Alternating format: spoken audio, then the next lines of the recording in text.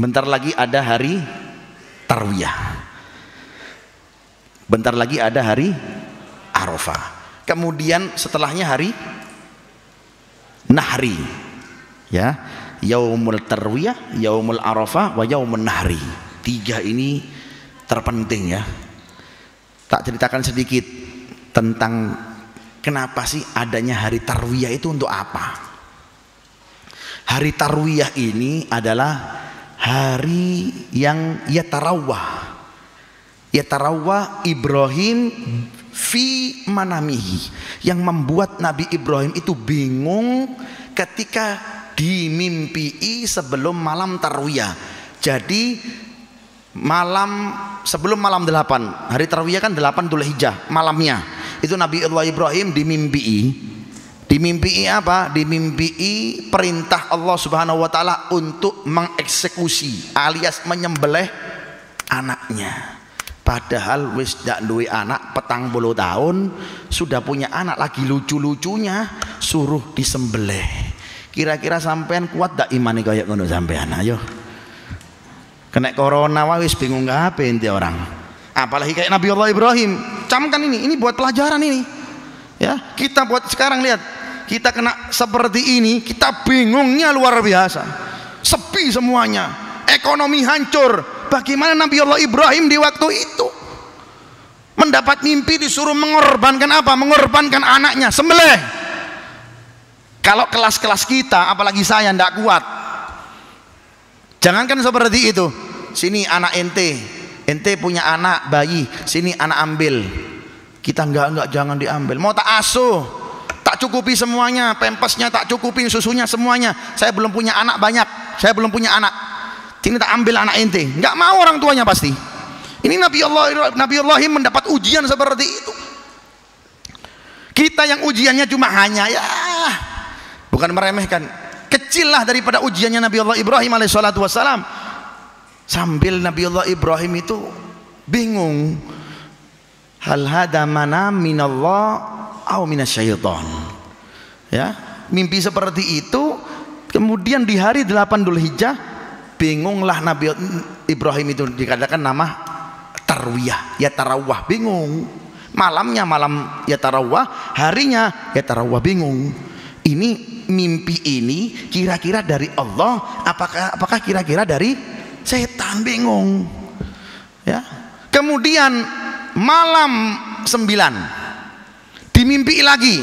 Nah, setelah dimimpi lagi fa'arofa, tanggal 9-nya fa'arofa, kemudian diketahui bahwasanya itu mimpi datangnya dari Allah.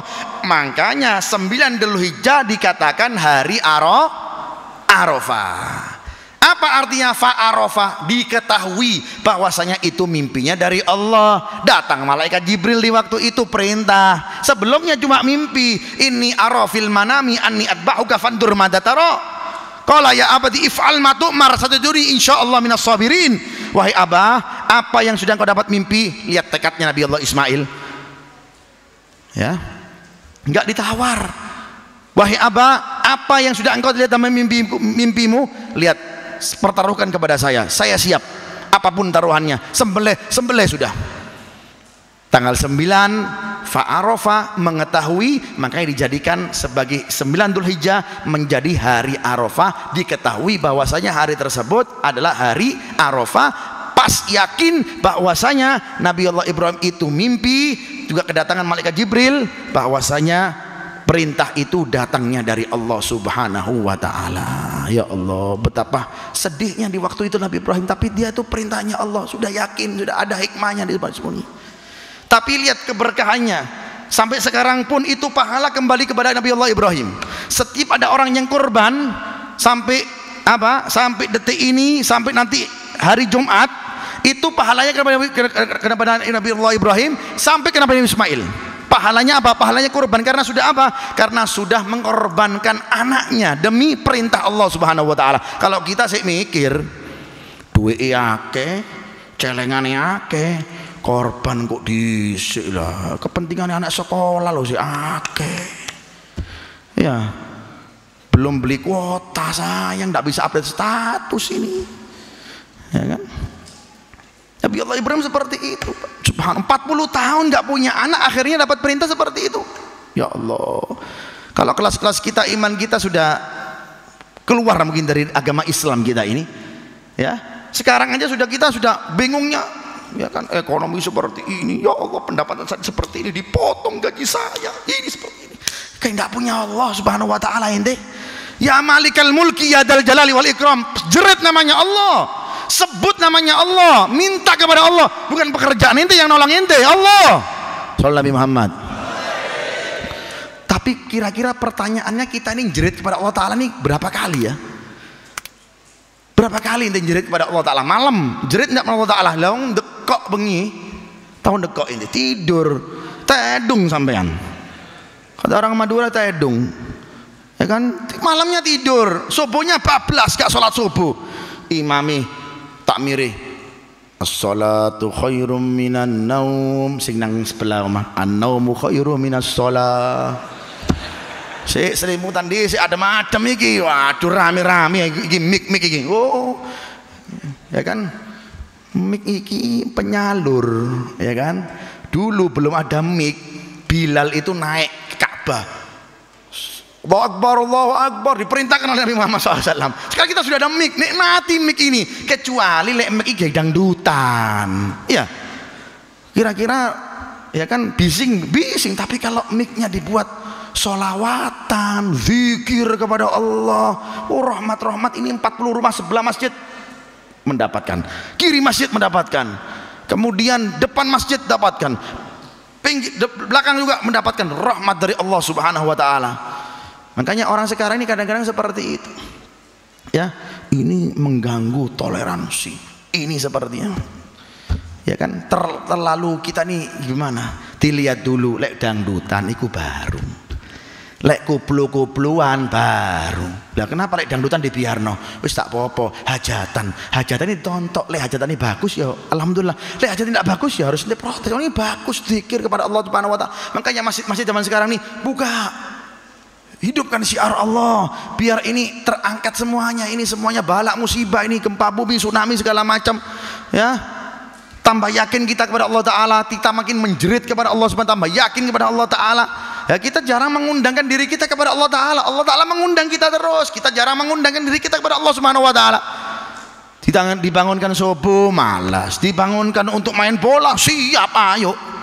Main futsal, ayo semangat. Main zikir kepada Allah taala, waduh malas. Ya kan? Naudzubillah min. Kita benahi, ayo, ini sudah saatnya seperti ini nih, akhir-akhir zaman. Kalau kita nggak kita kuatkan benteng dengan zikir seperti ini, lantas kita kuatkan dengan apa? Ya, dengan apa kita kuatkan? Makanya kuatkan, hidupkan masjid, hidupkan rumah kita, sebutkan nama Allah Subhanahu wa taala. Malam Anda bangun semuanya, kita bangun kepada Allah Subhanahu wa taala, insya Allah diberkahi oleh Allah Subhanahu wa taala. Jadi saya anjurkan kalau bisa antum puasa di hari tarwiyah, kemudian puasa di hari Arafah, ya, karena orang yang berpuasa di hari Arafah yukaffir dunub, ya, al-madiyata wal baqiyata, kata Rasulullah SAW, dihapuskan dosa setahun sebelumnya, juga dihapuskan dosa setelah setahun setelahnya. Kemudian yang punya kesanggupan, ya, Beb, sampai berapa sih kesanggupan? Kalau inti punya duit, korban, tonton ATM ini. Makanya jangan sering-sering dicek, oh ATM ku 15 juta, saya mampu berapa? Beli 2 kambing, bismillah, ya kan? Saya punya duit di ATM ada 20 juta, korban, bismillah, ya. Jangan kalau kita lihat rumahnya bocor sudah bingung, ini segala macam, ini korban sekali seumur hidup, ya kan, sekali setahun, bismillah, ini korban. Jangan ditunda-tunda, mudah-mudahan, ya kan, diberkahi oleh Allah Subhanahu wa taala. Kata Rasulullah SAW apa? Ma afdhala min hadzal yaum illa min iraqatid dam. Tidak ada yang paling afdol di hari 10 Dzulhijjah kecuali apa? Mencucurkan darah alias menyembelih hewan kurban. Tidak ada yang afdol. Ente mau sedekah nggak afdol, sedekahnya hewan kurban itu. Ente mau zikir nggak afdol, ente apa lebih afdolnya? Ente kurban. Tidak ada yang paling afdol kecuali apa? Kecuali kita apa?